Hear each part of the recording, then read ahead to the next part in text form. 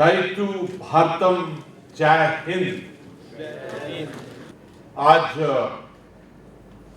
सबसे पहले मैं दिल में अपार प्रसन्नता है कि देव भाषा संस्कृत और संस्कृति के टू थिंग्स, संस्कृत और संस्कृति, इसके जो संरक्षण, संवर्धन और प्रचार प्रसार के लिए जो समर्पित है उत्तराखंड संस्कृत विश्वविद्यालय, मैं आपको बहुत मुबारकबाद देता हूं कि आपने इन क्षणों को हमसे मिलाया है। मैं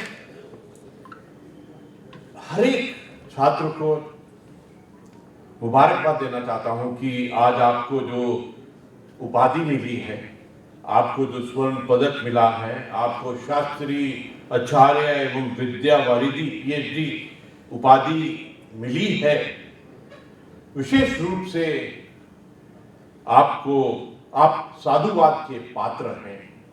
you have gone to a different zone. आप एक अलग ही मार्ग के ऊपर में चल गए हैं। आपकी दिशा बिल्कुल अलग है। आपके ऊपर में हमको विश्वास है, भरोसा है। आपको हम बहुत गर्व से देखते हैं कि आप हमारे भारत की धरोहर और जड़ों को आगे लेके जाएंगे, संस्कृत और संस्कृति के रूप। मैं आज के दिन हर एक छात्र छात्राओं के माता पिता, अभिभावक और गुरुजनों को भी बधाई देना चाहता हूं। ये आपका संकल्प है, ये आपका सहयोग है और आपका उचित मार्गदर्शन है कि आज आपके बेटे और बेटियों ने सफलता का एक महत्वपूर्ण एक बेंचमार्क को क्रॉस किया। मुझे ऐसा लगता है कि जिस प्रकार आपने इस विषय को चुना है, इस विषय के ऊपर में अध्ययन किया है, मुझे न जाने क्यों ऐसा लगता है कि अगर मैं ब्रह्मांड को और आत्मा के क्षेत्र में झांकता हूं तो ऐसा लगता है कि भारत का वो समय आ गया है जब हमारा जो पुराणिक समय था और ये जो वर्तमान है, ये दोनों मिलने वाले हैं ट्रांसफॉर्मेशन और मॉडर्नाइजेशन के जरिए, और उसमें संस्कृत सबसे बड़ा रोल प्ले करने वाली है। ये जो क्षण चल रहा है भारत का, जिसमें हमने इकट्ठा राष्ट्र के रूप के अंदर में सपना देखा है, 2047 को एक मापदंड, एक बेंचमार्क बनाया है, मुझे ऐसा लगता है कि जो आज के युवा हैं, they will definitely achieve what we are dreaming for ourselves. किसी भी राष्ट्र की आत्मा उसकी संस्कृति होती है।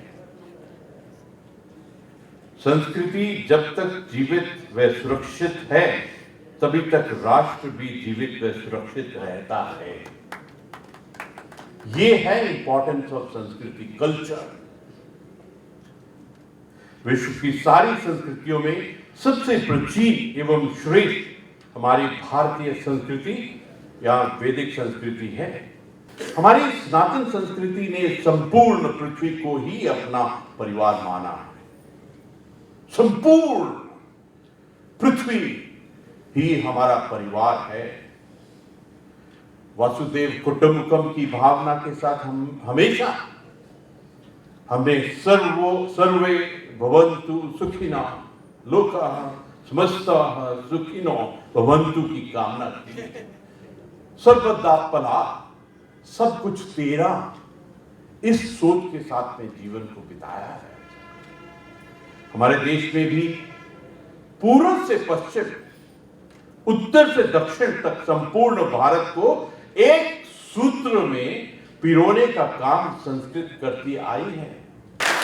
ये जो गुरु नानक देव जी ने कहा, एकम, गुरु ग्रंथ साहब के शुरुआत में जो अंक है एकम, ये ब्रह्मांड का आदेश है कि हम वननेस, एकता, अखंडता, वननेस, टीम वर्क के अंदर में विश्वास रखना चाहिए।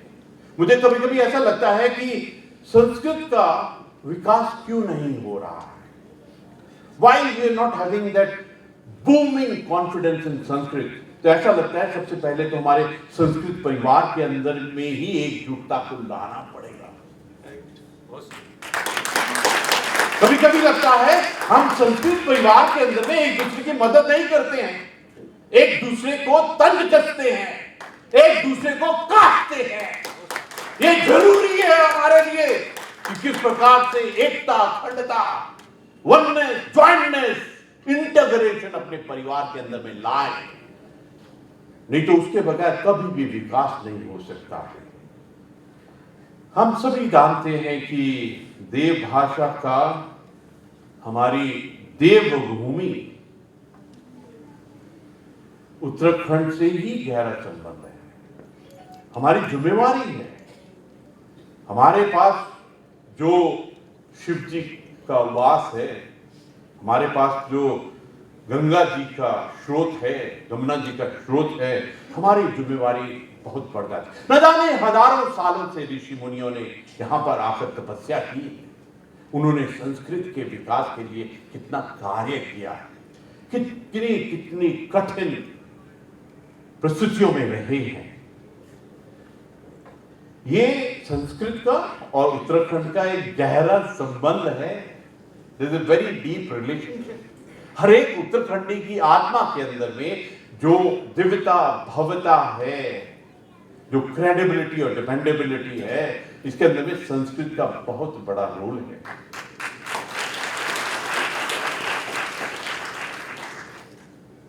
और सबसे बड़ी बात यह है, पुराणी शास्त्रों की रचना भूमि देवभूमि ही है। जो महर्षि व्यास जी ने हमको वेद ज्ञान दिया है, अपने आप में सबसे बड़ा वरदान हमारे लिए है। आस्था की श्रेष्ठ केंद्र बद्रीनाथ जी, केदारनाथ जी, गंगोत्री जी, यमुनोत्री जी, हेमकुंड साहब, पंच बद्री, पंच केदार और पंच प्रयाग आदि दिव्य धाम इसी भूमि पर विराजमान है। You are part of that fight. It is important for you to contribute हमारी सभ्यता की सबसे बड़ी जो वरदान है संस्कृत और संस्कृति। How you contribute? मैं आपसे रिक्वेस्ट करूंगा कि आज आप रात को जब सोएंगे तो 2 मिनट निकालकर अपने संकल्प को अंकित कीजिए, डॉक्यूमेंट कीजिए कि आप किस प्रकार संस्कृत और संस्कृति के विकास के लिए कार्य करेंगे आने वाले समय। मुझे अत्यंत खुशी है कि हमारा प्रदेश देश का पहला राज्य है जहां संस्कृत को द्वितीय राष्ट्रभाषा का दर्जा सबसे पहले प्राप्त हुआ। लेकिन हम इसके लिए कार्य कर रहे हैं। That is what more important to inquire from yourself. Sanskrit, संस्कृति एवं प्राचीन विद्याओं के संरक्षण, संवर्धन, अध्ययन, अध्यापन तथा आधुनिक विज्ञान साधनों के साथ अनुसंधान, रिसर्च आदि के लिए ही हम संस्कृत विश्वविद्यालय की स्थापना हुई थी। तो वी मस्ट नो, ये जो परिवार बना है संस्कृत विश्वविद्यालय, ये किस लिए बना है। We'll fail in our responsibility and duties if we do not take Sanskrit to a different level from here. Sanskrit के प्रचार प्रसार, पांडुलिपियों के संरक्षण, संस्कृत के प्रति लोगों की अभिरुचि जागृत करना आदि लक्ष्यों को लेकर संस्कृत अकादमी बनी। यह संस्कृत के लिए स्वतंत्र संस्कृत निर्देशालय बना। कई गांवों को संस्कृत ग्राम के रूप में विकसित करने का भी प्रयास हो रहा। स्वतंत्रता के बाद संस्कृत को जो स्थान मिलना चाहिए था वह नहीं मिला, ऐसा लगता है। अब नए युग की अपेक्षा के अनुरूप जो नई राष्ट्रीय शिक्षा नीति 2020 बनी है, जिसमें आधुनिक ज्ञान विज्ञान के साथ प्राचीन भारतीय ज्ञान एवं परंपरा की पोषक संस्कृत भाषा को उचित स्थान दिया गया है। अभी हमारे पास चांस है, मौका है, अपॉर्चुनिटी है। Let's make the best of it. इस सुंदर तथा भव्य दीक्षांत समारोह के आयोजन के लिए विश्वविद्यालय परिवार के सभी कर्मशील लोगों को हृदय से आत्मा से ब्रह्मांड की तरफ से धन्यवाद देता हूँ। मैं स्वस्थ विद्यार्थियों के उज्जवल भविष्य की कामना करते हुए अपनी वाणी को विराम देता हूँ। नमस्कार, प्रणाम और जय हिंद।